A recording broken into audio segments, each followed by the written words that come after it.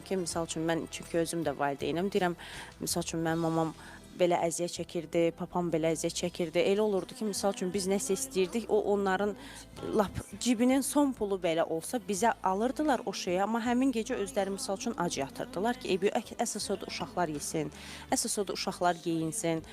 Çünki mənim anam əsasən, yəni yetimlik görüb deyə o həmişə bizim üstümüzdə daha çox əsib. O istəməyib biz o nəyinsə yoxsulluğunu yaşayaq, nəyinsə nə bilim olmamasını hiss eləyək ki, filan şey yoxdur, filan şeyimiz əksikdir və yaxud da.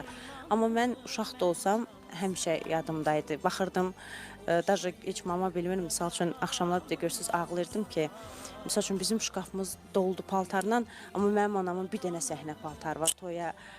Onu geyinir, gedir, gəlir, nə bilim, qaşı düşür, gəlir evdə onu tikirdi gecəyə, səhər təzdən eyni paltardı, geyinirdi, gedirdi. Mən elə onda deyim sizə, 5 yaşım var idi, ya 6 yaşım var idi, balaca idim də, yəni.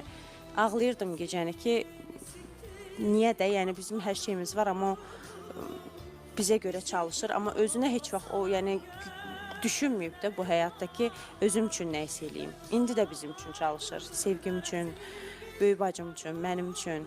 Amma bizim evdə yəni o şeylər daha çox mən həmişə fikirləşirdim. Mən həmişə mama deyirsən soyuqqanlısan.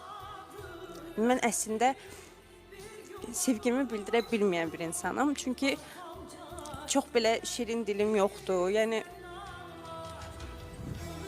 sözlərlə izah eləyə bilmərəm, amma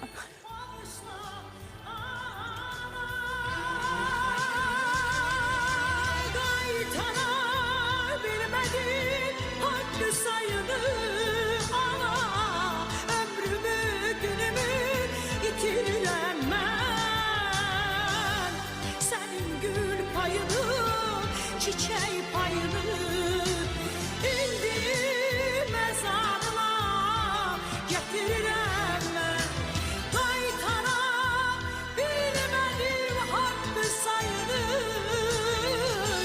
ömrümü günümü itirirəm mən sənin gül payını çiçək